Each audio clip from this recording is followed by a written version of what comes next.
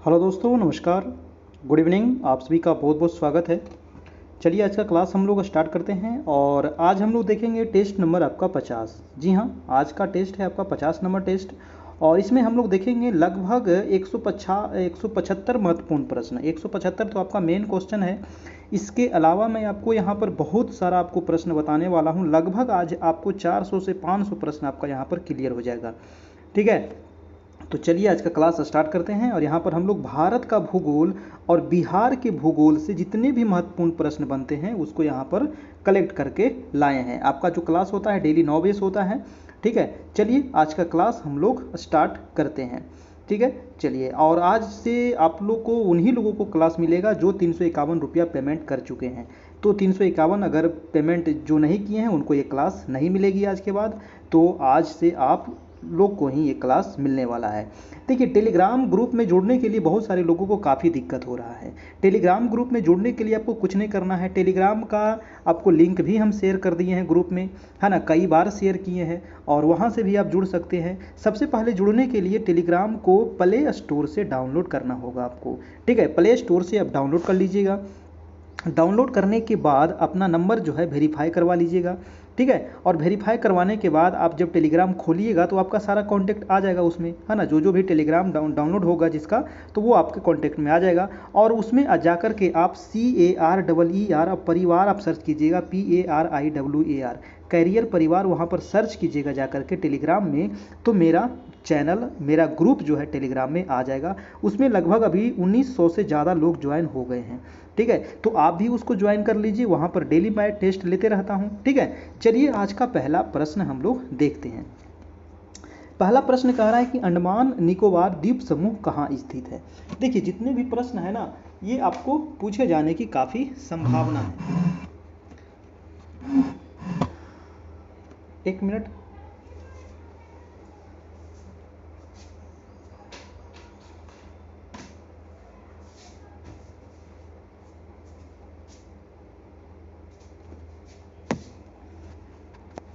पहला प्रश्न क्या कह रहा है कि अंडमान निकोबार द्वीप समूह कहाँ स्थित है। जी हाँ, तो अंडमान निकोबार द्वीप समूह अगर आपको मानचित्र का ज्ञान है तो आप देखिएगा कि अंडमान निकोबार द्वीप समूह आपको दिखेगा। इधर है बंगाल की खाड़ी, है ना, इधर है बंगाल की खाड़ी और इधर है आपको अरब सागर, है ना, इधर है अरब सागर। तो आंसर हो जाएगा आपको बंगाल की खाड़ी में। ठीक है, चलिए, सबसे बड़ा ये द्वीप है आपका। दूसरा है कि अंडमान निकोबार द्वीप समूह की सबसे ऊंची चोटी। जी हाँ, जो अंडमान निकोबार द्वीप समूह जो है आप देखें, है ना, इसकी सबसे ऊंची चोटी कौन सी है। तो उसका नाम है आपको सैंडल पीक। और सैंडल पीक जो है ना, कहाँ है, तो अंडमान में है। ठीक है, कहाँ है, तो अंडमान और निकोबार, उत्तरी अंडमान में आपको पड़ता है सैंडल पीक और नीचे वाला को कहते हैं दक्षिणी अंडमान। ठीक है, तो उत्तरी अंडमान में है आपको सैंडल पीक। अगला प्रश्न है आपका 3 नंबर। तीसरा कह रहा है कि अरब सागर में स्थित भारतीय द्वीपों की मुख्य विशेषता क्या है। तो देखिए, तो भारत में अरब सागर, देखिए ये है आपको अरब सागर, इधर है अरब सागर, है ना। तो अरब सागर में जो भी द्वीप है, जैसे कि लक्षद्वीप है, तो अरब सागर में कौन सा द्वीप है, लक्षद्वीप है। लक्षद्वीप की राजधानी कहाँ है, तो याद रखिएगा कावारत्ती, है ना। लक्षद्वीप की राजधानी है कावारत्ती। और लक्षद्वीप जो है ये परवाल द्वीपों से, परवाल से आपको ये मिल करके ये बना हुआ है ना। परवाल मूंगा से ये मिल करके बना हुआ है। परवाल जो होता है ना, कि एक प्रकार का ये जीव होता है। ठीक है, जब ये मर जाता है तो इसके ऊपर वाला जो खोल होता है ना, वो पानी में धीरे धीरे जमते जाता है। जमते जमते जमते जमते एक मतलब पहाड़ का रूप ले लेता है आपका ये। ठीक है, तो उसी से ये बना हुआ है आपको लक्षद्वीप आपका। ठीक है, तो ये परवाल द्वीप का है आपका अरब सागर में। अगला प्रश्न है आपका 4 नंबर की अरावली पर्वत श्रेणी का सर्वोच्च शिखर कौन सा है। देखिए, अरावली चोटी है आपका ये, है ना, ये है अरावली चोटी और अरावली पर्वत है। अरावली पर्वत की जो सबसे ऊंची शिखर है उसका नाम है गुरु शिखर। आपको कमेंट बॉक्स में बताना है कि गुरु शिखर की ऊंचाई कितनी है। आपको बहुत बार हम बता चुके हैं ऊंचाई इसकी, क्योंकि ऊंचाई आपको बार बार पूछा जाता है। और ये कहाँ पड़ता है, तो ये राजस्थान में है। ठीक है, ये कहाँ है, तो ये राजस्थान में है, माउंट आबू में पड़ता है। ठीक है, राजस्थान के माउंट आबू में है। ठीक है, चलिए नेक्स्ट प्रश्न है आपका 5 नंबर। कह रहा है कि आदम का पुल किन 2 देशों के मध्य स्थित है। देखिए, आदम का पुल, है ना, आदम का पुल जो है आपको, जो जब ये बनाया गया था आपको, आदम का पुल ये बनाया गया था आपको जब रावण सीता जी को हरण करके लेके चला गया था ना, तो ये था आपका राम सेतु भी इसको कहा जाता है ना, इसी को राम सेतु भी कहते हैं। तो ये राम सेतु जो है भारत और श्रीलंका के बीच में है। ये भारत है, नीचे श्रीलंका है, आपको इसी के बीच में है आपको आदम का पुल, इसी को राम सेतु भी कहते हैं। नेक्स्ट है दोस्तों कि आवो जनजाति किस राज्य से संबंधित है, तो आवो जो जनजाति है वो असम से है। ठीक है, याद रखिएगा, आवो जनजाति किस राज्य में है, तो असम में है। और असम ऐसा राज्य है, ठीक है, असम ऐसा राज्य है जो नॉर्थ जो सिस्टर है ना, जो नॉर्थ सिस्टर है, यानी कि नॉर्थ ईस्ट में जो आपको 7 राज्य है, आपका नॉर्थ ईस्ट में कितने राज्य हैं, टोटल राज्यों की संख्या जो है वो आपको 7 है ना। नॉर्थ ईस्ट में कितने राज्य हैं, तो टोटल यहाँ पर 7 राज्य हैं आपके। ठीक है, तो 7 राज्य से ये सीमा बनाती है कौन, तो आपका ये असम। ठीक है, 7 राज्य से ये सीमा बनाती है असम। ठीक है, ये क्वेश्चन कई बार आपको पूछा गया है। तो जो ये आवो जनजाति याद रखिएगा कहाँ निवास करती है, तो असम में निवास करती है। अगला है कि इंदिरा गांधी राष्ट्रीय उड़ान अकादमी कहाँ है, तो ये फुर्सतगंज उत्तर प्रदेश में है आपका। ठीक है, फुर्सतगंज उत्तर प्रदेश में। नेक्स्ट है कि ईश्वर का निवास स्थान किस नगर को कहा जाता है, जी हाँ, ईश्वर का निवास स्थान तो प्रयाग को कहते हैं। प्रयाग जो है इसका पुराना नाम क्या था, तो इलाहाबाद है ना, इलाहाबाद को ही नया नाम क्या पड़ गया है, तो प्रयाग इलाहाबाद है ना, इलाहाबाद था, तो इलाहाबाद का ही नया नाम क्या है, तो आपको प्रयागराज है। और इसी को कहा जाता है दोस्तों ईश्वर का निवास स्थान। ठीक है, नेक्स्ट प्रश्न है आपको, और ये संगम पर है, गंगा जमुना सरस्वती के संगम पर आपका बसा हुआ है। कर्क रेखा किन राज्यों से होकर गुजरती है, काफ़ी इंपॉर्टेंट प्रश्न है कर्क रेखा, है ना। कर्क रेखा जो है भारत के 8 राज्यों से होकर के गुजरती है। ठीक है, याद रखिएगा, कर्क रेखा कितने राज्यों से होकर गुजर रही है, तो 8 राज्यों से होकर के गुजरती है आपको कर्क रेखा। ये गुजरती है आपको दोस्तों कर्क रेखा, है ना। कर्क रेखा है, सबसे पहले आपको गुजरात याद रखिएगा, गुजरात के बाद थोड़ा सा राजस्थान, फिर आपको मध्य प्रदेश, फिर आपको छत्तीसगढ़। ठीक है, छत्तीसगढ़ के बाद झारखंड, झारखंड के बाद आपको पश्चिम बंगाल, फिर त्रिपुरा और उसके बाद मिजोरम। तो ये टोटल है आपको 8 राज्य, ये 8 राज्य का नाम आप याद रखिएगा। ठीक है, नीचे आपको यहाँ पर दे दिया गया है ना, राजस्थान है, गुजरात है, एमपी है, छत्तीसगढ़ है, झारखंड है, पश्चिम बंगाल है, त्रिपुरा है और मिजोरम है। ये टोटल 8 राज्य से होकर के गुजरती है कर्क रेखा। अगला प्रश्न है आपको कि कार्डामम पहाड़ी या इलायची पहाड़ी कहाँ स्थित है। देखिए, कार्डामम पहाड़ी इसका मतलब होता है इलायची की पहाड़ी, और ये है आपको किस राज्य में, तो ये है आपको केरल, है ना, ये है आपको केरल, और केरल में आपको इलायची की पहाड़ी, है ना। ये क्वेश्चन कई बार आपको पूछा गया है। केरल में ही साइलेंट वैली है, केरल में ही साइलेंट वैली है। ठीक है, तो ये भी क्वेश्चन पूछा जाता है, साइलेंट वैली कहाँ है, तो केरल में है। ठीक है, पेरियार वन्यजीव अभयारण्य, पेरियार वन्यजीव अभयारण्य कहाँ है, तो भी आपको केरल में ही है। ठीक है, पेरियार एक नदी है, उसी नाम पर आपको रखा गया है। अगला है कि कावेरी जल विवाद। देखिए, कावेरी नदी जो है ना, ये कहाँ से निकलती है, तो कर्नाटक में कुर्ग या ब्रह्मगिरी से निकलती है। ठीक है, और वहाँ से निकलने के बाद ये तमिलनाडु होते हुए बंगाल की खाड़ी में गिर जाती है। तो ये कर्नाटक और तमिलनाडु के बीच इसका विवाद है। ठीक है, जल से संबंधित विवाद है, तो ये याद रखिएगा, कर्नाटक और तमिलनाडु। अब इसका सोल्यूशन निकल गया है। ठीक है, अगला प्रश्न है कि किस देश के साथ न्यू मूर द्वीप के कारण भारत का विवाद रहा है। देखिए, न्यू मूर द्वीप जो है ना, ये आपको विवाद जो रहा है, ये आपको यहाँ पर बांग्लादेश है, तो बांग्लादेश के साथ इसका विवाद रहा है। ठीक है, बांग्लादेश कहता है कि ये मेरा है और इंडिया कहता है ये मेरा है। तो न्यू मूर द्वीप कहाँ पड़ी है, तो बांग्लादेश के साथ इसका विवाद है आपका। अगला है कि किस नदी को बिहार का शोक कहते हैं, तो बिहार का शोक कौन सी नदी है, तो बिहार का शोक है दोस्तों वो है कोसी नदी, है ना। ये आपको सुपौल से होकर के बिहार में प्रवेश करती है, तो वो है आपको कोसी नदी, बिहार का शोक। बंगाल का शोक किसे कहते हैं, बताइए, बंगाल का शोक, तो बंगाल का शोक कहते हैं आपको किस नदी को, तो दामोदर नदी को। ठीक है, दामोदर नदी को कहते हैं बंगाल का शोक। चीन का शोक किसे कहते हैं, जी हाँ, चीन जो है, चीन का शोक कहते हैं वांगो नदी को, है ना, वांगो नदी को कहते हैं चीन का शोक। अगला है आपका 14 नंबर की किस बंदरगाह को भारत का प्रवेश द्वार कहते हैं, तो भारत का जो प्रवेश द्वार है वो मुंबई बंदरगाह है ना, मुंबई बंदरगाह है आपका। ठीक है, मुंबई बंदरगाह को ही जवाहरलाल नेहरू बंदरगाह भी कहते हैं, याद रखिएगा। ठीक है, अगला है 15 नंबर की किस राज्य की समुद्र रेखा सबसे लंबी है, तो सबसे लंबी अगर पूछा जाए, है ना, सबसे लंबी पूछा जाए, तो सबसे लंबी जो है दोस्तों वो है आपको गुजरात की। अगर दूसरा पूछ लिया जाए, गुजरात आपको पहला नंबर पर है, दूसरा अगर पूछ लिया जाए तो वो हो जाएगा आंध्र प्रदेश। ठीक है, दूसरा सबसे लंबी जो तटरेखा वाला राज्य है वो है आपको, पहला हो गया आपका ये गुजरात है, और दूसरा हो गया आपका यहाँ पर आंध्र प्रदेश है। ठीक है, तो पहला हो गया गुजरात और दूसरा हो गया आंध्र प्रदेश। ठीक है, तो ये दोनों याद रखिएगा, दोनों आपको पूछा जाता है। नेक्स्ट है कि किस स्थान पर 1911 ईस्वी में विश्व की प्रथम हवाई डाक सेवा प्रारंभ की गई थी, तो विश्व की पहली हवाई डाक सेवा जो हुई थी दोस्तों, ये इलाहाबाद में हुई थी। इलाहाबाद से लेकर के नैनी के बीच में 1911 ईस्वी में, ईस्वी भी कभी कभी पूछा जाता है आपको, तो याद रखिएगा। अगला है कि कोंकण रेल मार्ग किस पर्वत श्रृंखला से होकर के गुजरती है। देखिए, कोंकण रेल, है ना। कोंकण रेल जो है ना ये पश्चिमी घाट पर्वत में आपको चलती है, ठीक है, पश्चिमी घाट पर्वत में, और ये पश्चिमी घाट में आपको चलती है। ये कहाँ से लेकर के, तो यहाँ महाराष्ट्र से लेकर के, खंभात की खाड़ी से लेकर के गोवा तक ये जाती है आपको, यानी कि इससे फायदा होता है महाराष्ट्र को और आपको कर्नाटक को और गोवा को, 3 राज्यों को इससे फायदा होता है कोंकण रेलवे से। अगला है कि कोया जनजाति किस राज्य से संबंधित है, तो वो है आपको आंध्र प्रदेश। ये राज्य है आपका आंध्र प्रदेश, कोया जनजाति, ठीक है। कोलकाता और मुंबई कौन सा दर्रा गुजरता है, काफ़ी इंपॉर्टेंट प्रश्न है, कोलकाता और मुंबई। देखिए ये है आपको मुंबई और यहाँ पर है आपको कोलकाता, तो कोलकाता और मुंबई को जोड़ने वाला जो दर्रा है दोस्तों वो है आपको थाल घाट, है ना। 3 दर्रा, है ना, भारत के प्रायद्वीपीय भारत में, है ना, प्रायद्वीपीय भारत में, है ना, प्रायद्वीपीय भारत में 3 जो दर्रा है काफ़ी इंपॉर्टेंट है। एक थाल घाट है, एक भोर घाट है और एक पाल घाट है। तीनों दर्रा याद रखिएगा, थाल घाट, भोर घाट, पाल घाट।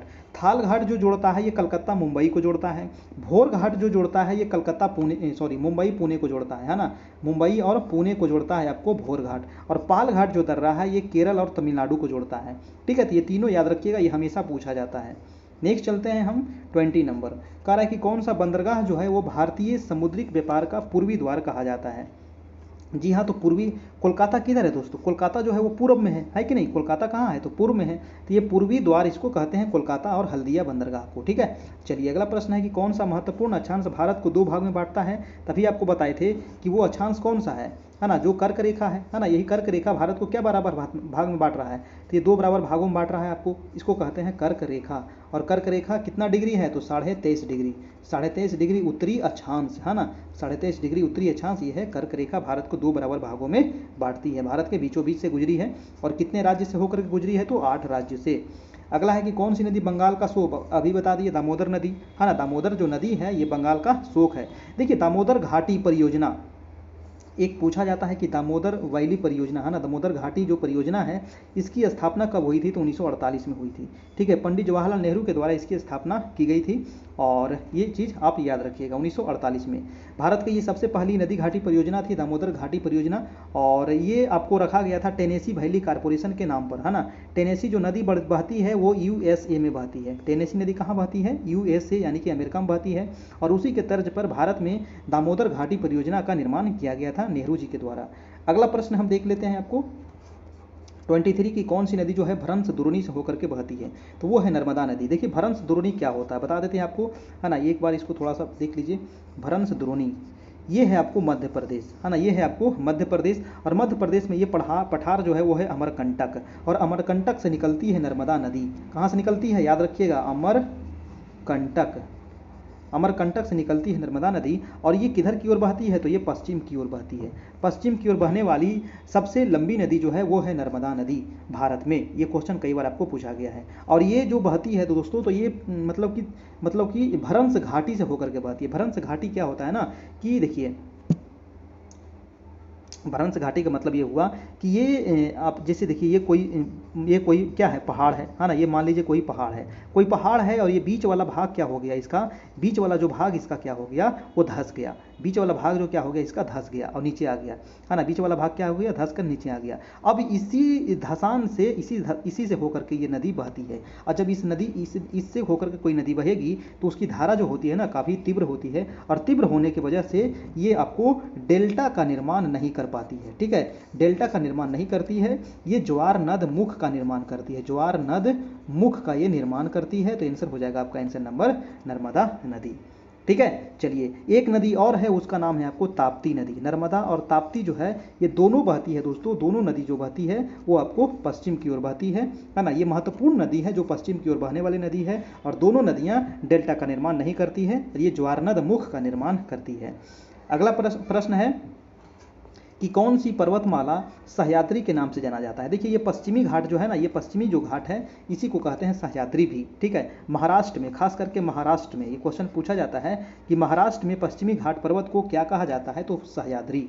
याद रखिएगा। क्षेत्रफल के अनुसार सबसे बड़ा जिला जो है वो दोस्तों वो है कच्छ, यानी कि गुजरात वाला जो कच्छ है ये सबसे बड़ा जिला है। ठीक है, कहीं कहीं आपको अगर लेह दे दिया जाए तो लेह नहीं माना गया है ना, कच्छ ही होगा सबसे बड़ा जिला आपका।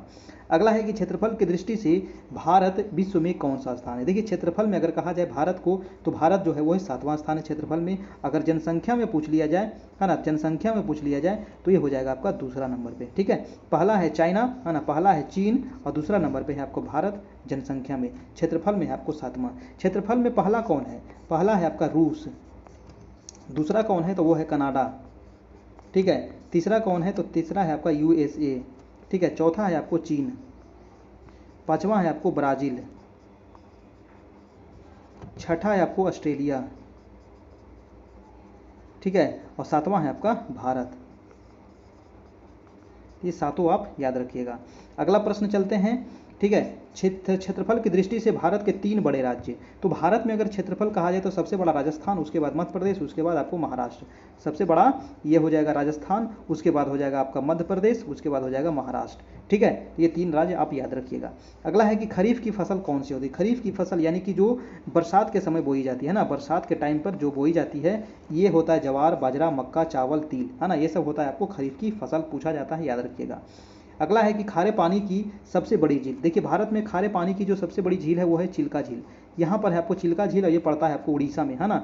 कहाँ है, चिल्का झील उड़ीसा में है आपको, भारत में खारे पानी की सबसे बड़ी झील। अगला है कि गंगा एवं ब्रह्मपुत्र की संयुक्त जलधारा। जी हाँ, और गंगा और ब्रह्मपुत्र, गंगा नदी और ब्रह्मपुत्र नदी कहाँ से निकलती है दोस्तों, तो गंगा तो निकलती है गंगोत्री से और ब्रह्मपुत्र निकलती है आपको मानसरोवर से। जब ये दो नदियाँ बांग्लादेश होते हुए जब बहती है तो ये दोनों के जो संयुक्त धारा होती है इसको कहते हैं मेघना नदी।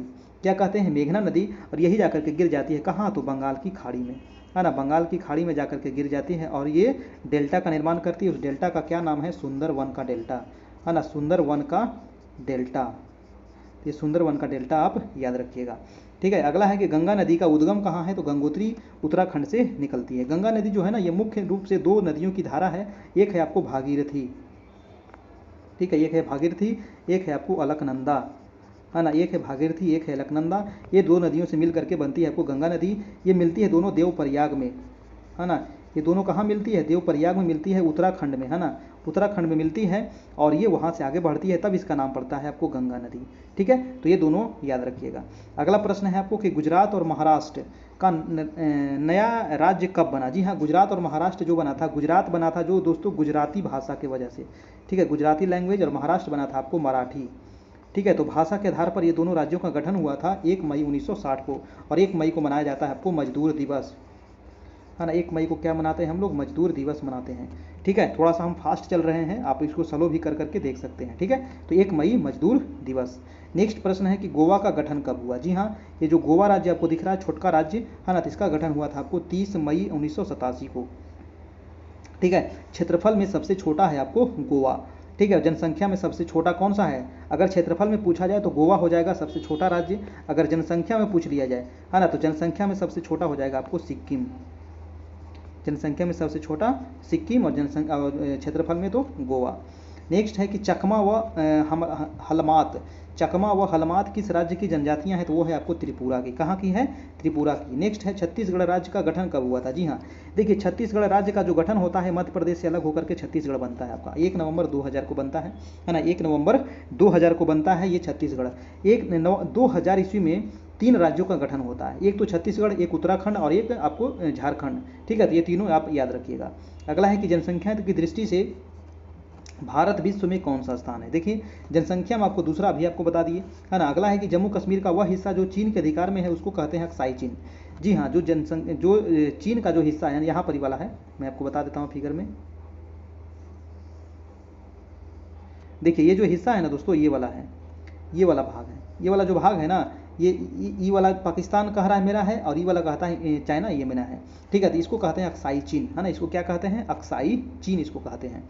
ठीक है, अगला है कि जायद की फसल। देखिए जायद की फसल, अभी जो मौसम है ये जायद की फसल का मौसम है, इसमें खरबूज, खीरा, ककड़ी, है ना, सब्जी, भिंडी, तोड़ी, ये सब चीज़ आपको इसमें होता है आपका। ठीक है, आंसर हो जाएगा। नेक्स्ट प्रश्न है कि जावर की खान किस खनिज के लिए प्रसिद्ध है। देखिए जावर की खान जो है ना, ये आपको पड़ता है राजस्थान में। कहाँ है? राजस्थान में है। और सीसा के लिए और जस्ता के लिए फेमस है आपका, ठीक है। सीसा और जस्ता के लिए काफ़ी फेमस है आपको जावर की खान। नेक्स्ट है आपको कोई जोजिला दर्रा। जी हाँ, जोजिला दर्रा जो है ये आपको पड़ता है जम्मू कश्मीर में। कहाँ पड़ता है? तो ये जम्मू कश्मीर राज्य में है आपको जोजिला दर्रा। दर्रा के बारे में आपको पहले ही बताए थे कि दर्रा जो होता है ना, दो पहाड़ियों के बीच के लिए रास्ता होता है, इसी को कहते हैं दर्रा। और दर्रा का जो निर्माण होता है वो कैसे होता है? तो नदी के द्वारा होता है। दर्रा का निर्माण कैसे होता है? तो नदियों के द्वारा होता है दर्रा का निर्माण। अगला प्रश्न है कि झारखंड राज्य का गठन, अभी आपको बताए थे 1 नवंबर, है ना, 1 नवंबर को होता है आपको छत्तीसगढ़ और 15 नवंबर को होता है आपको झारखंड, बिहार से अलग होता है और ये 28वां राज्य बना था आपका। अगला प्रश्न है कि टिहरी बांध किन नदियों के संगम पर है आपका? देखिए टिहरी बांध जो है ये भागीरथी नदी पर है ना। टिहरी बांध किस नदी पर है? तो भागीरथी नदी पर है। और ये कहाँ है? तो उत्तराखंड में है, ठीक है। कहाँ है? उत्तराखंड में है। टोडा जनजाति, जी हाँ, टोडा जनजाति कहाँ निवास करती है?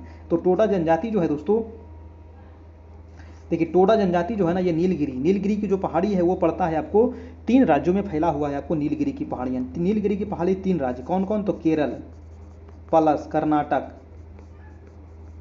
प्लस तमिलनाडु।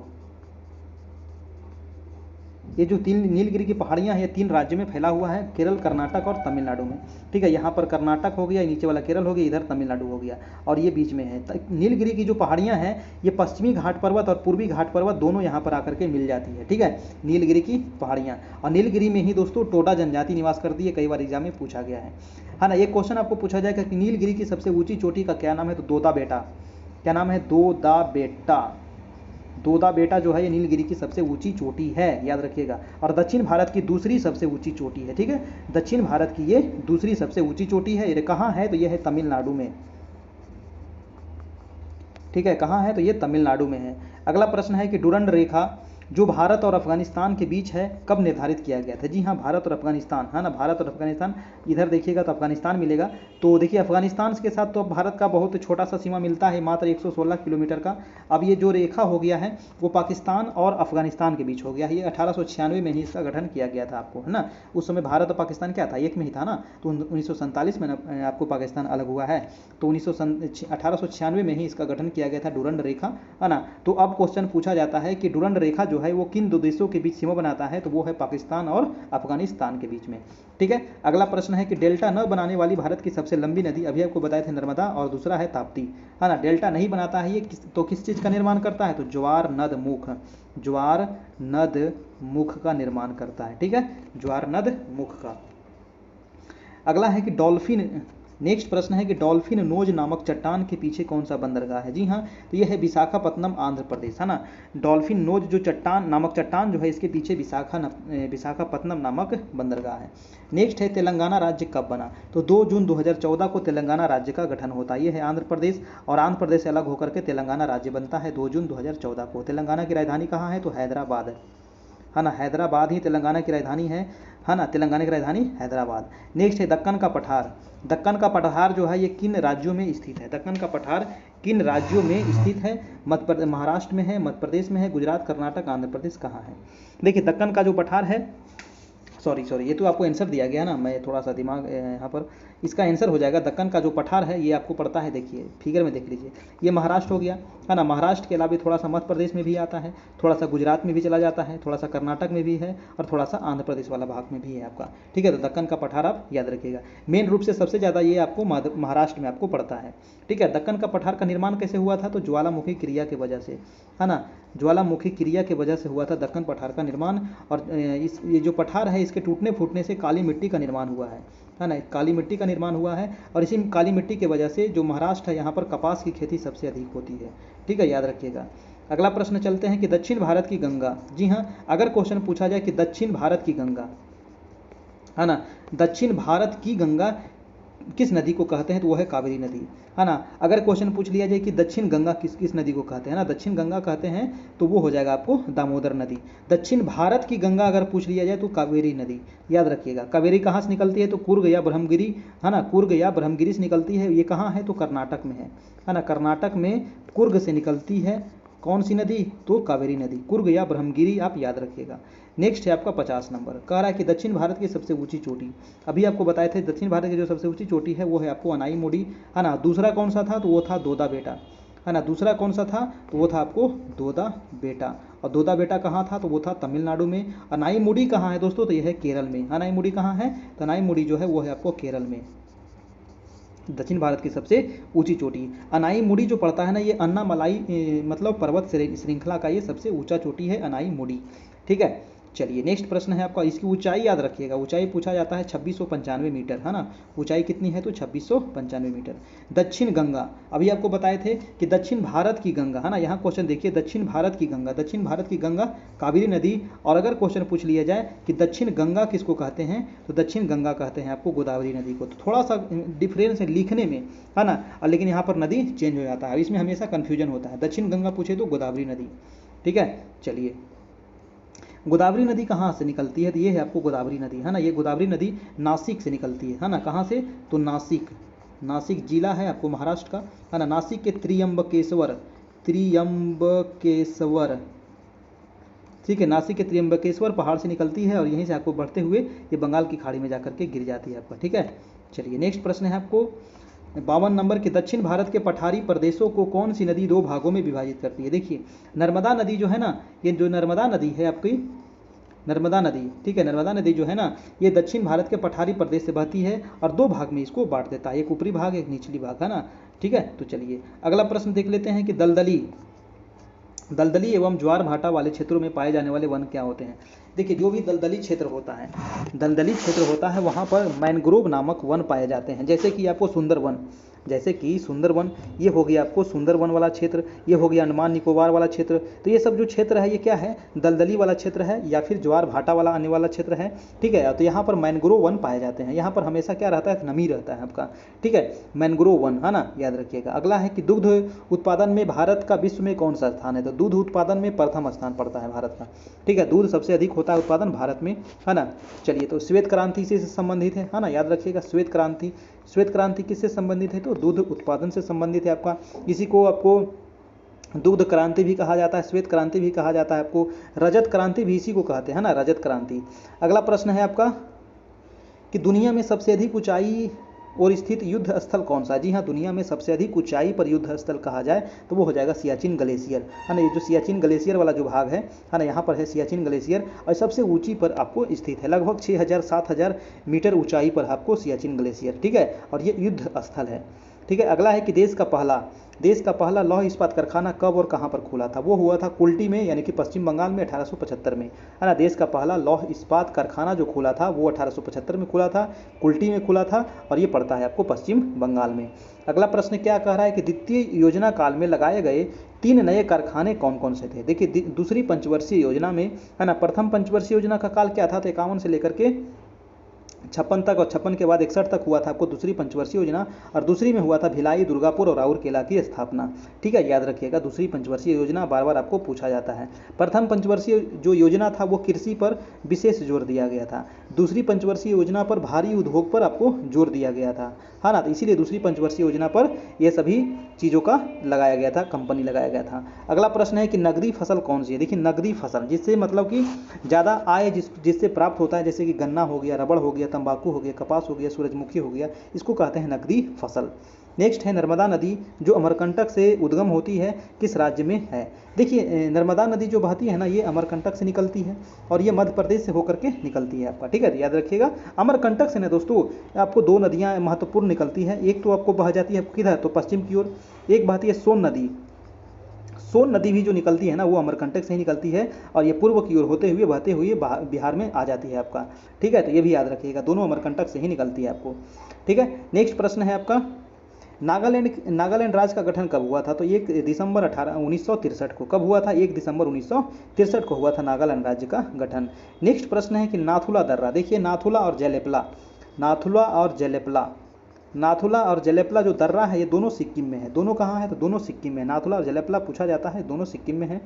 अगला प्रश्न है आपका 62 कि नासिक और मुंबई को कौन सा दर्रा जोड़ता है। जी हाँ, नासिक और मुंबई को कौन सा दर्रा जोड़ता है, तो वो हो जाएगा आपको थाल घाट, है ना। कौन सा दर्रा जोड़ता है नासिक और मुंबई को, तो थाल घाट। अभी आपको बताए थे 3 दर्रा के बारे में, है ना। अभी आपको बताए थे एक है आपको थाल घाट, है ना, एक है थाल घाट, फिर है भोर घाट, एक है पाल घाट। दर्रा क्या होता है, तो रास्ता होता है ना। थाल घाट किसको जोड़ रहा था, तो किसको जोड़ रहा था, मुंबई और कोलकाता को। भोर घाट किसको जोड़ रहा है ना, तो भोर घाट किसको जोड़ता है, आपको मुंबई और पुणे को। और थाल घाट, भोर घाट, पाल घाट दर्रा जोड़ता है आपको केरल और तमिलनाडु को। ठीक है, तो यहाँ जो क्वेश्चन पूछा गया है, यहाँ पूछा गया है नासिक और मुंबई को, तो नासिक और मुंबई को भी थाल घाट ही जोड़ता है आपको। ठीक है, ये थाल घाट होते हुए ही आपको कलकत्ता जाता है आपका। ठीक है, ये तो आपको मार्ग है।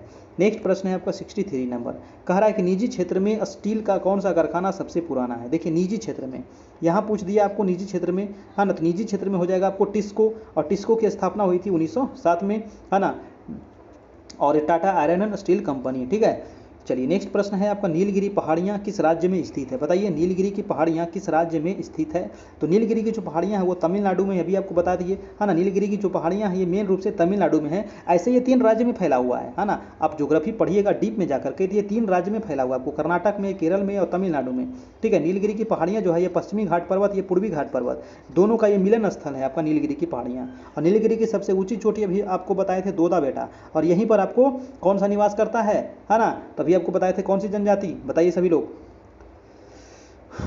टोडा जनजाति, है ना, टोडा जनजाति नीलगिरी, है ना, याद रखिएगा। नेक्स्ट प्रश्न है कि पनियान और इरुल जनजाति किस राज्य में निवास करती है। पनियान और इरुल, तो ये होता है तमिलनाडु में, है ना। बहुत जनजाति निवास है, जनजाति से भी आपको क्वेश्चन पूछा जाएगा, पनियान और इरुल जनजाति तमिलनाडु में। नेक्स्ट है कि पंबन द्वीप कहाँ स्थित है। बताइए दोस्तों, पंबन द्वीप, पंबन द्वीप कहाँ स्थित है, तो ये मन्नार की खाड़ी में स्थित है ना। पंबन द्वीप कहाँ है, तो मन्नार की खाड़ी। अब देखिए मन्नार की खाड़ी कहाँ है, तो ये हो गया आपको दक्षिणी भारत, ये हो गया आपको 1 मिनट इसको बढ़िया से थोड़ा सा बनाते हैं श्रीलंका को भाई, है ना, ये हो गया आपका श्रीलंका। पंबन द्वीप कहाँ स्थित है, तो मन्नार की खाड़ी, यहीं पर आपको है मन्नार की खाड़ी, है ना। यहाँ पर आप देखिएगा अपने मानचित्र में तो लिखा हुआ रहेगा मन्नार की खाड़ी, और यहीं है आपको पंबन द्वीप। ठीक है, पाक जल संधि एक पूछा जाता है आपको कि पाक जल संधि कहाँ है। तो पाक जल संधि आपको बता दें कि भारत और श्रीलंका के बीच में यही है आपको पाक जल संधि, है ना, पाक जल संधि। ठीक है, हमको इंटरव्यू में पूछा गया था एक बार, है ना, पाक जल संधि कहाँ है, तो वो है आपको भारत और श्रीलंका के बीच में। नेक्स्ट प्रश्न चलते हैं आपका, पशुओं का सबसे बड़ा मेला कहाँ लगता है। जी हाँ, पशुओं का सबसे बड़ा मेला जो लगता है वो सोनपुर में लगता है, बिहार में लगता है ना। सोनपुर बिहार में पशुओं का सबसे बड़ा मेला लगता है। ये क्वेश्चन कई बार आपको बिहार से पूछ सकता है। ठीक है, अगला है कि 5 नदियों की भूमि। देखिए दोस्तों, ये कॉपी क्वेश्चन जो है काफ़ी इंपॉर्टेंट है। 5 नदियों की संगम है यहाँ पर, ये रहा आपका, ये रहा आपका। ठीक है, ये है आपको पंजाब। ये कौन सा राज्य हम मैंने दिखा दिया आपको, पंजाब दिखाया। ठीक है, तो पंजाब को कहते हैं 5 नदियों की भूमि, है ना, इसीलिए इसका नाम पड़ा है पंजाब। पंजाब मतलब कि 5 पंजा की तरह 5 नदियां हाथ होकर के बहती है, इसलिए नाम पड़ गया इसका पंजाब। कौन कौन सी नदी,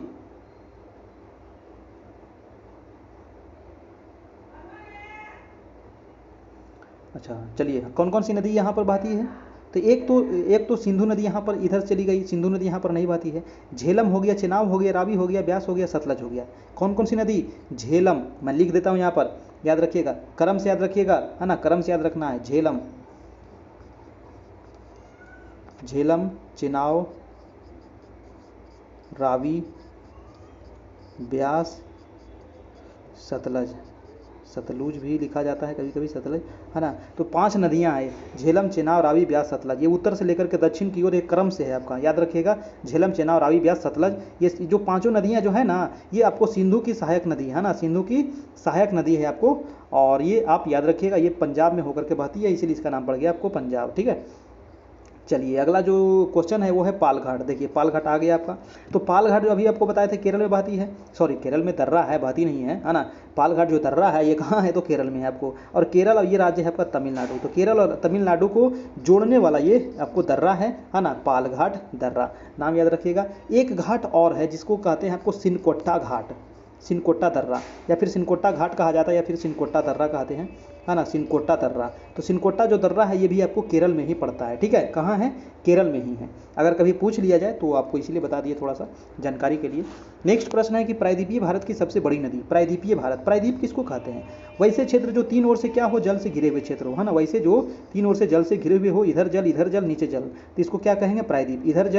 इधर जल और नीचे जल, तो इसको क्या कहेंगे, प्रायद्वीप। और वैसे तो प्रायदीप कह रहा है कि सबसे बड़ी नदी पूछ रहा है यहाँ पर, है ना, सबसे बड़ी नदी। तो सबसे बड़ी नदी जो है वो है आपको दामोदर नदी, सॉरी गोदावरी नदी, है ना। गोदावरी नदी कहाँ से निकलती है, अभी आपको बता दिए, महाराष्ट्र के नासिक के त्र्यंबकेश्वर गांव से निकलती है गोदावरी नदी, ठीक है, और बंगाल की खाड़ी में जाकर के गिर जाती है और डेल्टा का निर्माण करती है, ठीक है। चलिए, गोदावरी की प्रमुख सहायक नदी कौन सी है, तो कृष्णा नदी, है ना। कृष्णा नदी जो है ये किसकी सहायक नदी है, तो गोदावरी की है। तुंगभद्रा नदी, है ना, तुंगभद्रा किसकी सहायक नदी है, तो ये भी आपको गोदावरी की सहायक नदी है ना। तुंगभद्रा जो है कृष्णा की सहायक नदी है ना। तुंगभद्रा किसकी है, तो यहाँ पर थोड़ा सा गलत हो गया। तुंगभद्रा जो है कृष्णा की सहायक है, और कृष्णा किसकी सहायक है, तो गोदावरी की सहायक है ना, गोदावरी की सहायक है। ये आप याद रखिएगा, पूछा जाता है बार बार, है ना। गोदावरी की सबसे प्रमुख सहायक नदी कृष्णा, और कृष्णा की सबसे प्रमुख सहायक नदी तुंगभद्रा, ठीक है। नेक्स्ट है प्रश्न की बरली या ढोंढिया जनजाति, है ना, ये जनजाति है बरली या फिर ढोढिया जनजाति किस राज्य से संबंधित है, तो दादरा नगर हवेली। दादरा नगर हवेली है कहाँ पर ही, अगर मानचित्र आप देखते हैं दादरा नगर हवेली जो देखते हैं तो यहाँ पर मिलेगा आपको। दादरा नगर हवेली कहाँ पर, मैं देखो आपको टिक टिक कर रहा हूँ ना बिंदु, तो ये बिंदु जो मैं दे रहा हूँ, है ना, ये जो मैं बिंदु दे रहा हूँ तो यहीं पर है आपको दादरा नगर हवेली, ठीक है। चलिए, तो यहीं पर निवास करती है आपको बरली और ढोढिया जनजाति। अगला है कि भारत और चीन की सीमा रेखा को स्पर्श करने वाली भारतीय राज्य कौन सी है। देखिए, काफ़ी इंपॉर्टेंट प्रश्न है भारत और चीन की सीमा रेखा को। तो भारत और चीन की सीमा रेखा को स्पर्श करने के लिए सबसे पहले आपको मानचित्र ज्ञान होना चाहिए, है ना। मानचित्र जब तक ज्ञान आपके पास नहीं रहेगा तो कैसे आप बताइएगा कि कौन कौन से सीमा रेखा बन रहा है। चलिए, मैं पेन को यहाँ पर चेंज कर लिया, ठीक है। चाइना क्या है हमारा, चाइना ऊपर में है ना, चाय चाय करने वाला। चाइना किधर है, चाइना ऊपर में है, चाय चाय करने वाला, है ना। तो ये सबसे पहले यहाँ पर आपको टच करेगा जम्मू कश्मीर से। जम्मू कश्मीर के बाद यहीं पर आपको हिमाचल प्रदेश है ना। हिमाचल प्रदेश के नीचे यहाँ पर उत्तराखंड है। उत्तराखंड के बाद यहाँ पर सिक्किम है। सिक्किम के बाद यहाँ पर अरुणाचल प्रदेश है, ठीक है। तो कौन कौन हो गया आपको, जम्मू कश्मीर याद रखिएगा, है ना। तो एक तो हो गया आपका जम्मू कश्मीर, है ना, एक हो जाएगा, उसके नीचे हिमाचल प्रदेश, उसके नीचे आ जाएगा उत्तराखंड, उसके बाद सिक्किम और उसके बाद अरुणाचल प्रदेश। तो ये 5 राज्यों से सीमा बना रही है कौन, तो ये चाइना, है ना, चाय चाय करने वाला, ठीक है। चलिए, नेक्स्ट प्रश्न है आपको 73, कह रहा है कि भारत और पाकिस्तान के बीच चलने वाली रेलगाड़ी। जी हाँ, भारत और पाकिस्तान के बीच रेलगाड़ी चलता है दोस्तों। इधर है आपको पाकिस्तान, ये है आपको भारत। तो भारत पाकिस्तान के बाद जो रेलगाड़ी नाम है उसका समझौता एक्सप्रेस और थार एक्सप्रेस, है ना, 2 रेलगाड़ियाँ चलती। नेक्स्ट है भारत और पाकिस्तान के बीच रेड क्लिफ रेखा कब निर्धारित की गई थी। तो रेड क्लिफ लाइन का जो निर्धारण हुआ था वो हुआ था 15 अगस्त 1947 को। देखिए, क्वेश्चन पूछा जाता है कि भारत और पाकिस्तान के बीच सीमा रेखा का क्या नाम है। जी हाँ, भारत और पाकिस्तान के बीच जो सीमा रेखा है उसको क्या कहते हैं।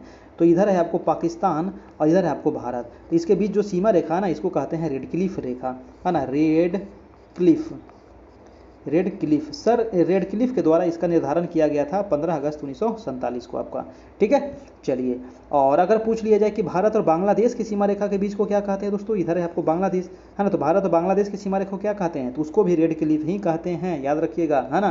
क्योंकि बांग्लादेश पहले किसका भाग था, तो वो पाकिस्तान का ही भाग था ना आपका, तो उसको रेड क्लिफ ही कहते हैं, ठीक है। नेक्स्ट प्रश्न चलते हैं आपका 75, भारत और पाकिस्तान के बीच सीमा रेखा का निर्धारण किसने किया था। तो भारत और पाकिस्तान के बीच सीमा रेखा का जो निर्धारण किया गया था वो सर सिरिल जॉन रेडक्लिफ के द्वारा 15 अगस्त 1947, जब हमारा भारत आज़ाद हुआ था, ठीक ना। चलिए, अगला प्रश्न है आपका कि भारत का उत्तर से दक्षिण लंबाई। जी हाँ, भारत का उत्तर से दक्षिण लंबाई कितना है दोस्तों, बताइए। भारत का उत्तर से दक्षिण यानी कि यहाँ से लेकर के यहाँ तक, यहाँ से लेकर के यहाँ तक, ऊपर क्या होता है नॉर्थ, नीचे क्या होता है साउथ। तो उत्तर से दक्षिण लंबाई जो है 3214 किलोमीटर, है ना, 3214 3214, और पूरब से पश्चिम पूछे तो 2933 पूछे अगर पूरब से पश्चिम, याद रखिएगा, ठीक है। पूरब से पश्चिम कितना 2933, उत्तर से दक्षिण कितना तो 3214, ठीक है। ये पूछा जाता है आपको बार बार। नेक्स्ट प्रश्न है कि भारत का कुल क्षेत्रफल कितना है। जी हाँ, भारत का जो क्षेत्रफल है वो है 32,87,263 वर्ग किलोमीटर। कितना है, 32,87,263 वर्ग किलोमीटर। मोबाइल नंबर की तरह याद कर लेना है, ठीक है, मोबाइल नंबर की तरह याद कर लेना है। भारत का अक्षांशीय विस्तार कितना है बताइए तो, भारत का अक्षांशीय, जी हाँ, भारत का अक्षांशीय विस्तार कितना है बताइए तो, 8 डिग्री 4 मिनट से 37 डिग्री 6 मिनट उत्तरी अक्षांश, याद रखिएगा ये अक्षांशीय विस्तार है ना, 8 डिग्री 4 मिनट से 37 डिग्री 6 मिनट उत्तरी अक्षांश, ये हो गया अक्षांशीय विस्तार। और देशांतरीय विस्तार कितनी है बताइए तो, देशांतरीय विस्तार भारत का कितना है, तो 68 डिग्री 7 मिनट से 68 डिग्री 7 मिनट से 97 डिग्री 25 मिनट, है ना। 68 डिग्री 7 मिनट से 97 डिग्री 25 मिनट, ये है आपका देशांतरीय विस्तार भारत का। ठीक है, भारत वाला और बिहार वाला दोनों याद रखिएगा। ठीक है, चलिए अगला प्रश्न देख लेते हैं कि भारत का कौन सा बंदरगाह ज्वारीय है ना। ज्वारीय बंदरगाह अगर पूछा जाए तो कांडला बंदरगाह, है ना। कांडला बंदरगाह कहाँ पर ही है, तो यहाँ पर ही है कांडला बंदरगाह दोस्तों, गुजरात में है। कहाँ पर ही है, गुजरात में है आपको कांडला बंदरगाह, आंसर हो जाएगा आपका आंसर नंबर कांडला। अगला है कि भारत का भू आकृतिक भाग प्राचीन है। जी हाँ, भारत जो है ना, तो प्राचीन भाग आपको पूछ रहा है, तो प्राचीन जो है ये प्रायद्वीपीय भारत है। प्रायद्वीपीय भारत जब हमारी पृथ्वी बनी थी, है ना, उसी समय से ये आपको है प्रायद्वीपीय भारत। आंसर हो जाएगा आपका प्रायद्वीपीय पठार। प्रायद्वीपीय पठार जो है ये क्या है, सबसे प्राचीन है ना, सबसे प्राचीन भू आकृति आपका भारत का। ठीक है, चलिए अगला प्रश्न है कि भारत का कौन सा राज्य चीन, नेपाल और भूटान की सीमा को स्पर्श करता है। जी हाँ, काफ़ी इंपॉर्टेंट है, इसको फिगर से समझिए, है ना, इसको फिगर से समझिए। जब भी देखिए ज्योग्राफी का आज का जो क्वेश्चन हो रहा है ना, तो अपने पास एक मानचित्र लेकर के आप बैठिए तो ज़्यादा अच्छा रहेगा। क्वेश्चन क्या पूछा गया है, क्वेश्चन पूछा गया है कि चीन कौन सा राज्य जो है वो चीन से, नेपाल से और भूटान से। तो यहाँ पर राज्य एक दिख रहा है ना, ये छोटका राज्य, ये छोटका राज्य का नाम है आपको सिक्किम। क्या नाम है इसका, सिक्किम नाम है ना। और सिक्किम जो है इधर है नेपाल, ऊपर है चीन, इधर है भूटान। इधर क्या है, नेपाल है, ऊपर क्या है, चीन है, और इधर पूरब में क्या है, भूटान है। तो 3 राज्यों से ये सटा हुआ है, 3 देशों से सटा हुआ है आपका। और एकमात्र राज्य से सीमा बना रहा है वो है आपको वेस्ट बंगाल, है ना। वेस्ट बंगाल से एकमात्र ये सटा हुआ है आपका। ठीक है, तो ये चीज़ आप याद रखिएगा, 3 देश से और 1 राज्य से। ठीक है, वो है आपका सिक्किम, जनसंख्या के हिसाब से सबसे छोटा राज्य। ठीक है, चलते हैं नेक्स्ट प्रश्न। भारत का कौन सा राज्य 3 ओर बांग्लादेश से घिरा हुआ है। जी हाँ, 3 ओर बांग्लादेश से घिरा हुआ है, तो इसको भी आप फिगर से समझिएगा, है ना, इसको भी फिगर से समझिएगा ना। चलिए ठीक है, फिगर से समझा देते हैं आपको, क्या कोई दिक्कत नहीं है, डरने की बात नहीं है। तो देखिए यहाँ पर ही ये वाला जो दिख रहा है आपको निकलल का, है ना, ये 1 मिनट, हाँ, ये वाला जो दिख रहा है आपको निकला हुआ, है ना, नीचे जो निकला हुआ है ना, तो 3 ओर से बांग्लादेश से घिरा हुआ है। 1 मिनट, इधर बांग्लादेश, नीचे बांग्लादेश, इधर बांग्लादेश, है ना, 3 तरफ से बांग्लादेश से घिरा हुआ है, वो है आपको त्रिपुरा। आप देख लीजिए अपने फिगर में, वहाँ पर आपको पता चल जाएगा। ठीक है, अगला सवाल कह रहा था कि भारत का कौन सा जो राज्य है वो सबसे अधिक राज्य की सीमाओं को स्पर्श करता है। जी हाँ, काफ़ी इंपॉर्टेंट प्रश्न है, काफ़ी इंपॉर्टेंट प्रश्न है। चलिए इसको आप फिगर के माध्यम से देखिए, कौन सा जो राज्य है वो सबसे अधिक राज्य की सीमाओं को स्पर्श करता है, तो वो है आपको उत्तर प्रदेश, है ना। वो कौन सा राज्य है, वो है आपका उत्तर प्रदेश। और उत्तर प्रदेश जो है दोस्तों, ये कितने राज्य से सीमा बनाता है। देखिए 2 प्रकार का यहाँ पर क्वेश्चन पूछा जा सकता है। सबसे अधिक राज्य की सीमाओं को स्पर्श करता है वो है आपको उत्तर प्रदेश। एक तो उत्तराखंड हो जाएगा, एक हिमाचल प्रदेश, फिर हरियाणा, फिर राजस्थान, फिर मध्य प्रदेश, छत्तीसगढ़, झारखंड, बिहार और दिल्ली, है ना। एक इसमें केंद्र शासित प्रदेश भी है। तो आप यहाँ पर पूछ सकता है आपको एग्जाम में कि कितने राज्य से, तो 1 2 3 4 5 6 7 8, टोटल 8 राज्य प्लस 1 केंद्र शासित प्रदेश, है ना।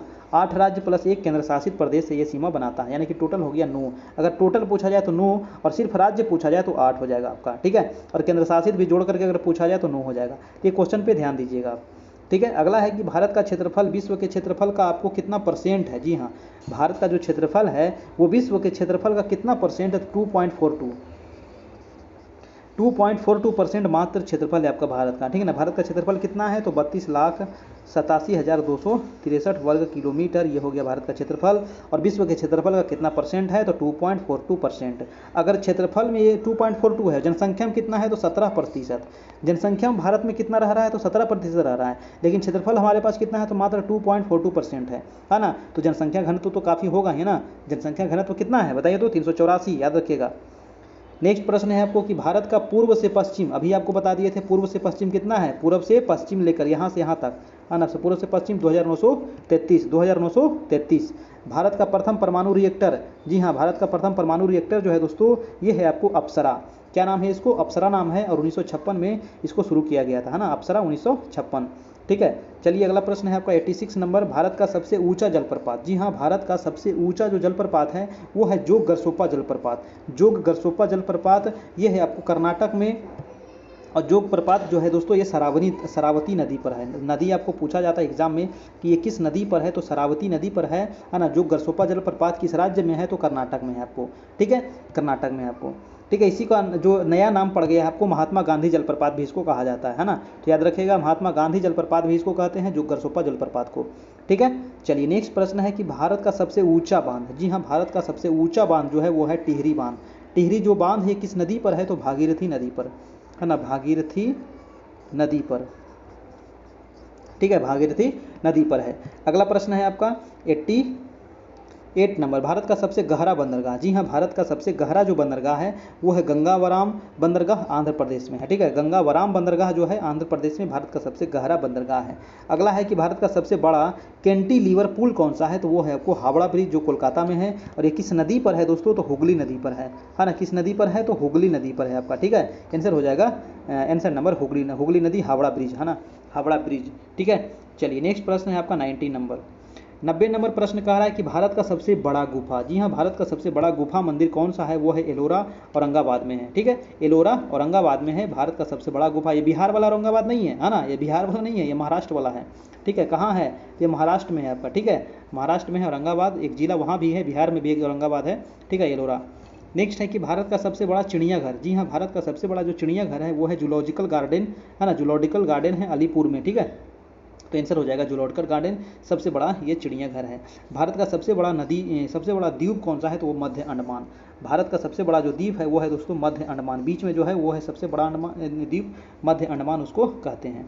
ठीक है, नेक्स्ट प्रश्न है आपका 93 नंबर, प्रश्न है कि भारत का सबसे बड़ा म्यूजियम, जी हाँ भारत का सबसे बड़ा जो म्यूजियम है वो है इंडियन म्यूजियम, जो कहाँ है, कोलकाता में है। ठीक है, कहाँ है, कोलकाता में है इंडियन म्यूजियम। नेक्स्ट है भारत का सबसे बड़ा सार्वजनिक उपक्रम कौन सा है, तो वो है भारतीय रेल, जी हाँ भारतीय रेल जो है सबसे बड़ा सार्वजनिक उपक्रम है भारत का। ठीक है, चलिए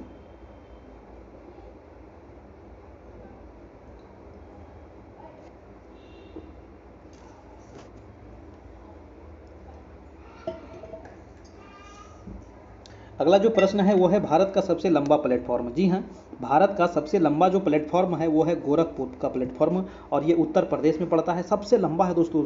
इसकी लंबाई कितनी है, तो 4483 फीट है, अगर मीटर में पूछा जाए तो 1366.33 मीटर है। भारत का सबसे लंबा प्लेटफॉर्म है ये। ठीक है, सिक्किम राज्य का गठन कब हुआ था, जी हाँ सिक्किम राज्य का जो गठन हुआ था 16 मई 1975 को हुआ था। कब हुआ था, 16 मई 1975 सिक्किम राज्य का गठन। ठीक है, और ये जनसंख्या में सबसे छोटा राज्य है, क्षेत्रफल में सबसे छोटा राज्य तो गोवा, क्षेत्रफल में गोवा और जनसंख्या में सिक्किम। अगला प्रश्न है आपका 97 की सेतु समुद्रम परियोजना किसे जोड़ती है, जी हाँ सेतु समुद्रम परियोजना जो है ये किसे जोड़ती है, तो मन्नार की खाड़ी और पाक जलडमरू मध्य को आपका। ठीक है, सेतु समुद्रम परियोजना किसको जोड़ती है, तो मन्नार की खाड़ी कहाँ पर आपको बताया था ना, यहाँ पर ही मन्नार की खाड़ी है, यहाँ पर ही है ना, मन्नार की खाड़ी यहीं पर है और पाक जलडमरू मध्य आपका यहीं पर है। ठीक है, ये दोनों को जोड़ती है आपको सेतु समुद्रम परियोजना। नेक्स्ट है कि स्वतंत्रता से पहले, अगला है स्वतंत्रता से पहले कौन सा भारतीय क्षेत्र जो है काला पानी के नाम से, जी हाँ जब आज़ादी नहीं हुआ था तो अंग्रेजों के द्वारा काला पानी की सज़ा दी जाती थी, तो काला पानी की जो सज़ा दी जाती थी वो अंडमान निकोबार द्वीप समूह में है, वो जेल है वहाँ पर काला पानी देने की सज़ा है ना, ये कहाँ है, तो काला पानी के नाम से जाना जाता है, वो अंडमान निकोबार द्वीप समूह में है। ठीक है ना, भारतीय क्षेत्र जो है वो काला पानी जो सज़ा दी जाती थी वो अंडमान निकोबार द्वीप समूह में। कभी कभी आप वीडियो में सर्च करके देखिएगा, आपको दिख जाएगा वहाँ पर। ठीक है, बहुत सारा वीडियो इस पर पे बनाया गया है। अगला है कि हरियाणा और पंजाब नया राज्य कब बना था, जी हाँ हरियाणा और पंजाब।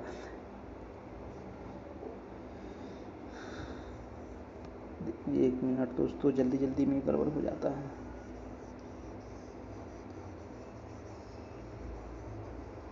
देखिए ये वाला है पंजाब, उसके नीचे है आपको हरियाणा, पंजाब और उसके नीचे कौन सा है, हरियाणा है। तो इसका जो गठन हुआ था 1 नवंबर 1966 को हुआ था। कब हुआ था, 1 नवंबर 1966 को हुआ था। ठीक है, अगला है कि हिमाचल प्रदेश राज्य का गठन कब हुआ, जी हाँ हिमाचल प्रदेश राज्य का जो गठन हुआ वो 1971 में हुआ था। कब हुआ था, 1971 में हुआ था। ठीक है, चलिए अब हम लोग आगे चलते हैं। अगला प्रश्न है बिहार का भूगोल, जी हाँ अब हम देखेंगे बिहार के भूगोल के कुछ यहाँ पर महत्वपूर्ण प्रश्न। देखिए सबसे पहले बिहार के भूगोल के लिए तो बिहार का अक्षांशीय विस्तार आपको याद होना चाहिए, 24 डिग्री 20 मिनट 10 सेकंड से लेकर के 27 डिग्री 31 मिनट 15 सेकंड उत्तरी अक्षांश, ये हो गया अक्षांशीय विस्तार और ये हो गया देशांतरीय विस्तार। तो बिहार का अक्षांशीय और देशांतरीय विस्तार आपको याद होना चाहिए। मोबाइल नंबर की तरह याद रखिएगा 20 24 10 27 31 15 है ना, और 89 19 50 88 17 40। ठीक है, ये हो गया अक्षांशीय, ये हो गया देशांतरीय।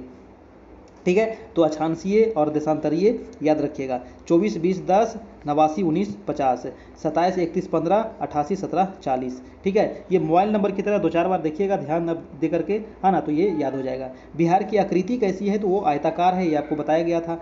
बिहार का क्षेत्रफल कितना है दोस्तों, तो 94,163 वर्ग किलोमीटर। बिहार का क्षेत्रफल कितना है, 94,163 वर्ग किलोमीटर। ठीक है, लंबाई कितनी है, तो 345 किलोमीटर। सभी लोग लाइक कर दीजिए, जितने लोग देख रहे हैं ना सब लोग लाइक कीजिए, एक भी ऐसा व्यक्ति नहीं हो जो लाइक नहीं करेंगे, सभी लोग लाइक करेंगे वीडियो को। ठीक है, चलिए, तो लंबाई कितनी है उत्तर से दक्षिण, तो 345 किलोमीटर बिहार की, और चौड़ाई अगर पूछ लिया जाए तो 483 किलोमीटर, है ना, 483 किलोमीटर।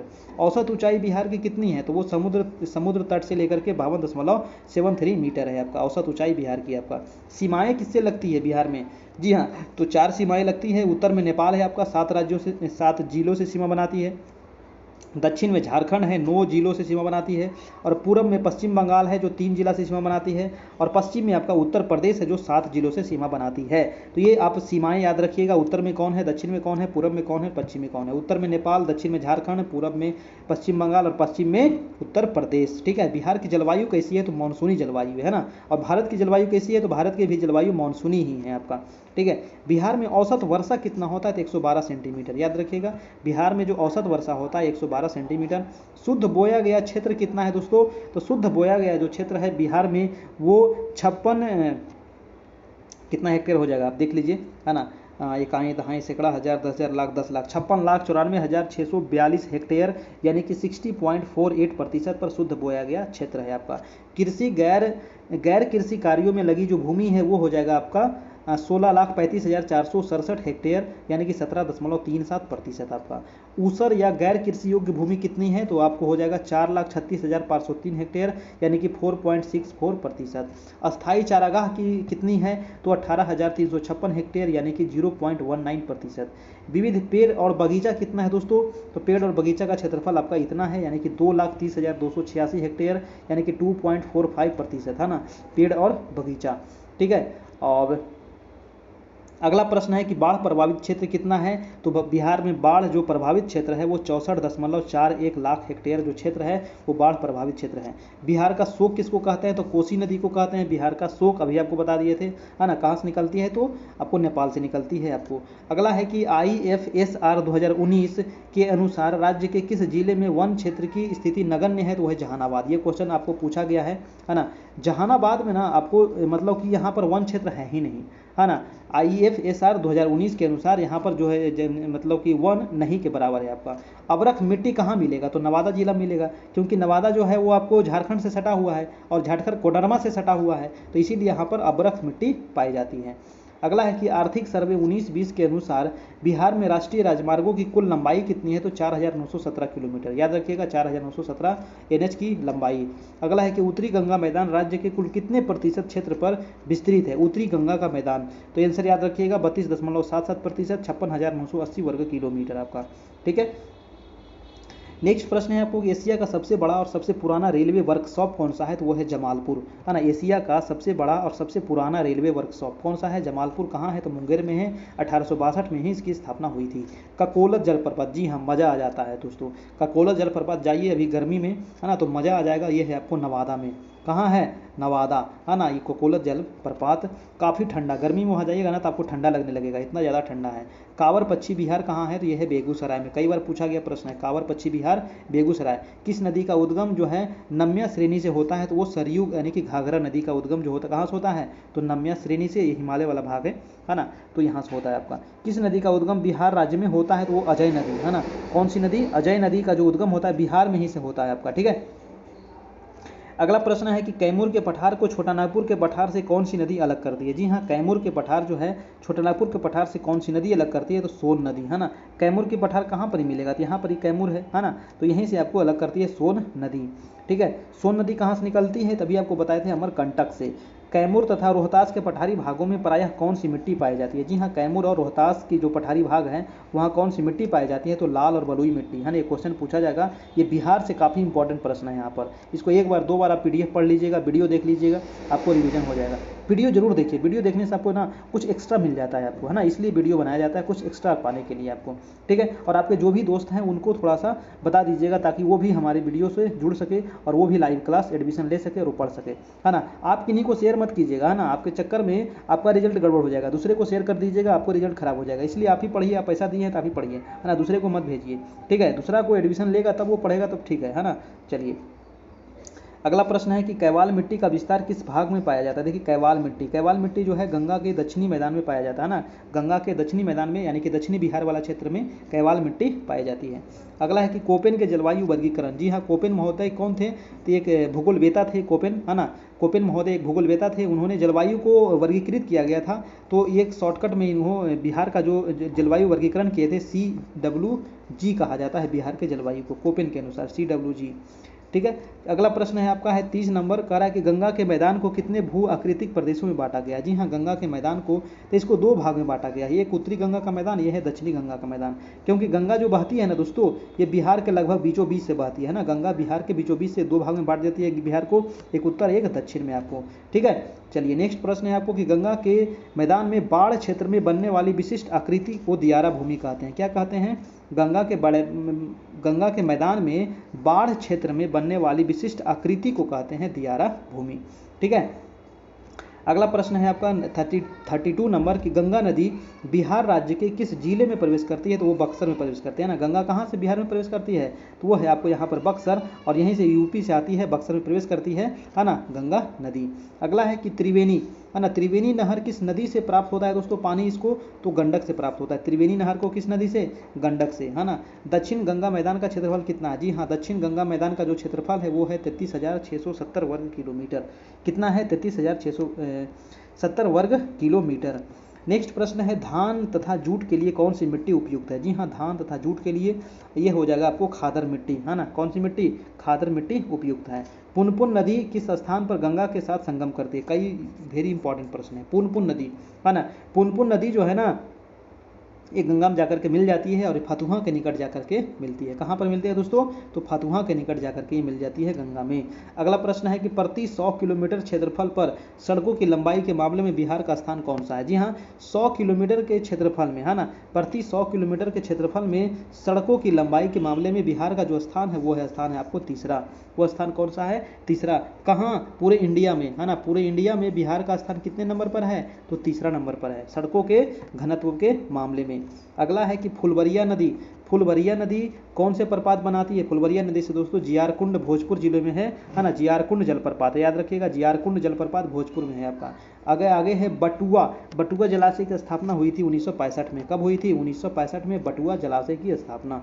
बिहार का क्षांशीय विस्तार अभी आपको बता दिए थे, है ना, 24 20 10 27 31 15, 24 20 10 27 31 15, 24 20 10 27 31 15, मोबाइल नंबर की तरह याद कर लेना, 24 20 10 27 31 15 बिहार का क्षांशीय विस्तार, ठीक है।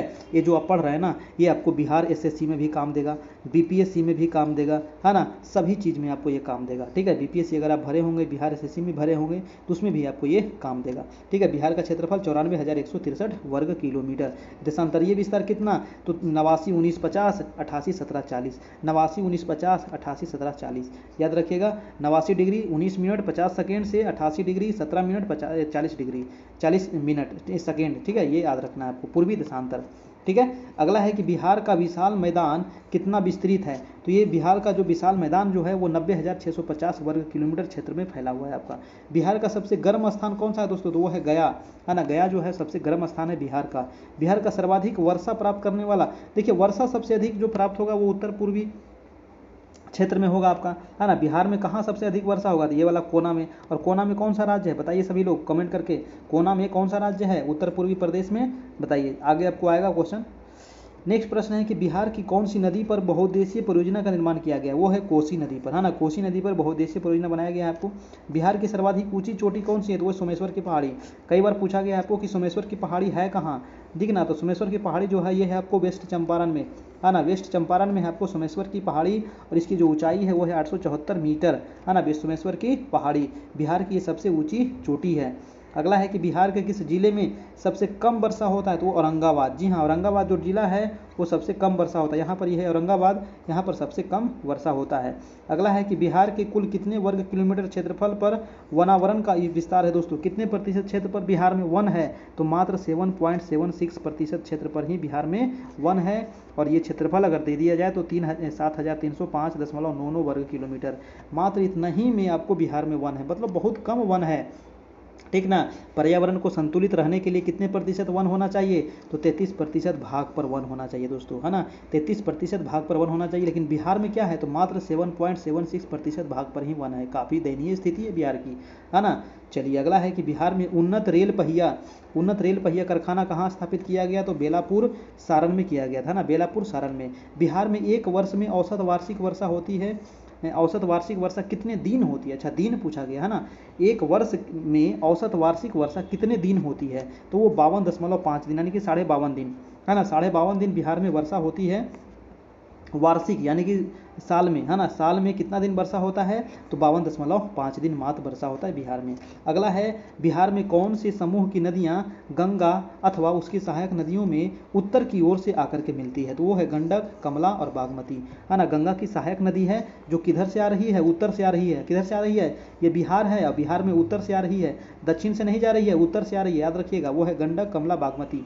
ठीक है। अगला प्रश्न है कि बिहार में दक्षिणी पठारी क्षेत्र कहाँ तक विस्तृत है, तो कैमूर के बांका तक, कैमूर से लेकर के बांका तक दक्षिणी पठार का विस्तार है आपको बिहार में। ठीक है। अगला है कि बिहार में बहने वाली नदियों में किसका उद्गम अमरकंटक में, अभी आपको बताए थे सोन नदी कहाँ से निकलती है, तो अमरकंटक से, है ना। सोन नदी कहाँ से निकलती है, तो अमरकंटक से एक नदी और कौन सी निकलती है, उसका क्या नाम है, उसका नाम है आपको नर्मदा, है ना। नर्मदा नदी भी कहाँ से निकलती है, तो अमरकंटक से निकलती है।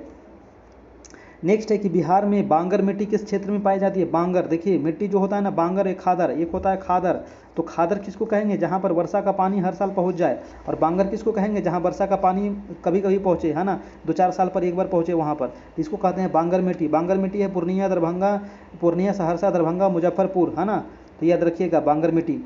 बिहार में पूर्वी मध्य रेलवे, है ना, पूर्व मध्य रेलवे का मुख्यालय कहाँ है दोस्तों, कई बार पूछा गया, हाजीपुर, है ना। हाजीपुर में क्या है, पूर्व मध्य रेलवे का मुख्यालय है। बिहार में लगभग 85% वर्षा किस मानसून से होता है, तो वो हो जाएगा दक्षिण पश्चिम मानसून से, है ना।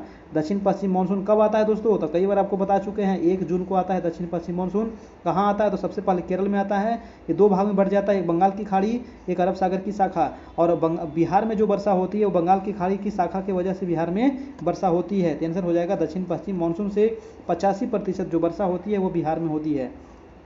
ठीक है। अगला प्रश्न है कि बिहार में लगभग कितने प्रतिशत क्षेत्र पर जलोढ़ मृदा है, तो वो हो जाएगा 90% क्षेत्र पर जलोढ़ मृदा, यानी कि बिहार में पूरे जलोढ़ मृदा से फैला हुआ है, और यही कारण है कि जलोढ़ मिट्टी क्या होती है, काफ़ी उपजाऊ होती है।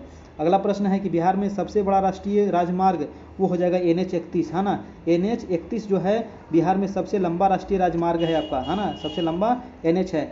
बिहार में सिंचाई का सबसे प्रमुख साधन क्या है, तो नलकूप है ना। नलकूप से 63% क्षेत्र पे सिंचाई किया जाता है बिहार में।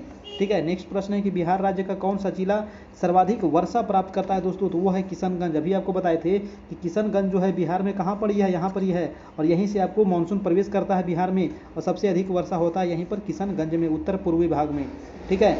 अगला प्रश्न चलिए कि बिहार राज्य का क्षेत्रफल संपूर्ण भारत के क्षेत्रफल का कितना प्रतिशत है, हाँ ना। बिहार राज्य का जो क्षेत्रफल है वो संपूर्ण भारत के क्षेत्रफल का कितना प्रतिशत है, तो 2.86%। नेक्स्ट प्रश्न है कि बिहार राज्य की अंतर्राष्ट्रीय सीमा किस देश के साथ लगती है, तो वो नेपाल के साथ लगती है, मात्र एक नेपाल के साथ बनती है। ठीक है। अगला प्रश्न है कि बिहार राज्य की उत्तर से दक्षिण लंबाई कितनी है, तो 345 किलोमीटर। बिहार राज्य की उत्तर से दक्षिण कितनी है, 345, है ना। पूर्व से पश्चिम 483, याद रखिएगा। अगला प्रश्न है कि बिहार राज्य की जलवायु कैसी है, तो जलवायु मानसूनी प्रकार की है बिहार राज्य की, है ना। जलवायु कैसी है, मानसूनी प्रकार की है। नेक्स्ट है बिहार राज्य की पहली बहुउद्देशीय परियोजना कौन सी थी, तो सोन बहुउद्देशीय परियोजना। पहली कौन थी, तो सोन बहुउद्देशीय परियोजना थी। ठीक है। चलिए नेक्स्ट है कि बिहार राज्य की पूर्व से पश्चिम चौड़ाई 483, अभी आपको बताए थे, है ना। बिहार राज्य की पूर्व से पश्चिम कितना है, 483। ठीक है। चलिए नेक्स्ट प्रश्न है कि बिहार राज्य की सीमा कितने भारतीय राज्यों के साथ लगती है, तो 3 के साथ लगती है, उत्तर प्रदेश, झारखंड और पश्चिम बंगाल, है ना। उत्तर प्रदेश, झारखंड, पश्चिम बंगाल, और एक देश के साथ लगती है, उस देश का क्या नाम है, नेपाल। नेपाल उत्तर में है। ठीक है, याद रखिएगा। नेक्स्ट प्रश्न है 69 कि बिहार का 2011 के अनुसार साक्षरता दर कितना है, तो मात्र 63.82%, सबसे नीचे, है ना, 63.82% सबसे नीचे साक्षरता दर बिहार का 2011 के अनुसार। लिंगानुपात कितना है, लिंगानुपात कैसे निकालते हैं, तो 1000 पुरुषों पर महिलाओं की संख्या, तो 1000 पुरुषों पर महिलाओं की संख्या कितनी है, 918 मात्र है बिहार में लिंगानुपात, याद रखिएगा, है ना। लिंगानुपात कितना है, 918। और इंडिया का लिंगानुपात कितना है, INDIA, इंडिया का लिंगानुपात कितना है, 943, कितना है, 943 है इंडिया का लिंगानुपात, और बिहार का कितना है, 918 है। काफ़ी दयनीय स्थिति है बिहार की। अगला है बिहार राज्य में अपवाहित होने वाले सबसे लंबी नदी, जी हाँ, सबसे लंबी नदी कौन सी है, गंगा नदी। और गंगा नदी बिहार के बीचों बीच से होकर के बहती है ना, सबसे लंबी गंगा नदी। अगला प्रश्न है आपका कि बिहार राज्य के कुल राष्ट्रीय राजमार्ग कितने गुजरते हैं, तो 43 राष्ट्रीय राजमार्ग, है ना। बिहार में टोटल कितने राष्ट्रीय राजमार्ग गुजरते हैं दोस्तों, तो 43, याद रखिएगा, कितने, 43, है ना, NH। अगला प्रश्न है कि भीम बांध अभ्यारण्य बिहार के किस जिले में है, तो मुंगेर में है। कौन सा बांध, भीम बांध अभ्यारण्य, है ना, भीम बांध अभ्यारण्य कहाँ है, तो मुंगेर में है। मुजफ्फरपुर किस नदी के किनारे है, गंडक नदी के किनारे, किस नदी के किनारे, गंडक नदी के किनारे। राज्य में औसत वार्षिक वर्षा कितनी होती है, तो 1050 mm, है ना, mm पूछा जाए तो 1050 mm वर्षा होती है, ठीक है। सेंटीमीटर तो 112 सेंटीमीटर, ठीक है, सेंटीमीटर 112 सेंटीमीटर। अगला प्रश्न है कि बिहार का 2011 के अनुसार जनसंख्या घनत्व कितना है, तो जनसंख्या घनत्व जो बिहार का है वो पूरे इंडिया में सबसे ज़्यादा है, 1106 व्यक्ति प्रति वर्ग किलोमीटर, है ना। 483 जो है वो इंडिया का है आपका, 483 किसका है, तो इंडिया का है, लेकिन बिहार का कितना है, तो 1106 व्यक्ति प्रति वर्ग किलोमीटर, जो इंडिया में सबसे अधिक है आपको बिहार का, ठीक है। जनसंख्या में सबसे आगे, लेकिन साक्षरता में क्या है, सबसे नीचे, है ना, ठीक है। अगला प्रश्न है कि रेलवे रूट की दृष्टि से बिहार कौन सा स्थान है। रेलवे रूट की दृष्टि से अगर पूछा जाए तो जो बिहार का स्थान है वो 8वां स्थान आता है इंडिया में, है ना। इंडिया में जो बिहार का स्थान है वो 8वां है रेलवे रूट की दृष्टि से। नेक्स्ट प्रश्न है कि वाल्मीकि टाइगर रिजर्व कहाँ है, तो पश्चिम चंपारण में है।